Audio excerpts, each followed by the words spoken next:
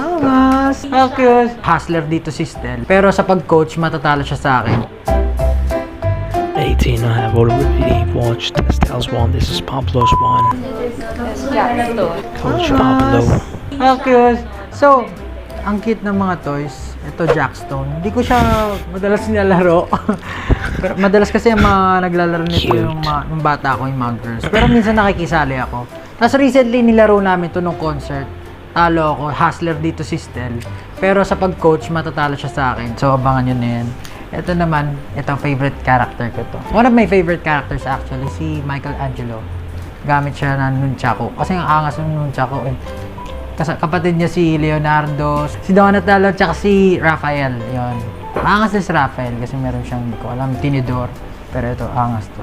Turtles. Ayan po, Ninja Turtles. Ang cute naman.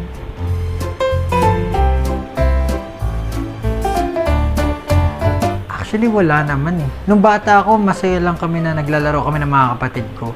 Pero kung meron siguro, dati nakongolekta kami ng mga chibi na Gundam. Ano bang tawag?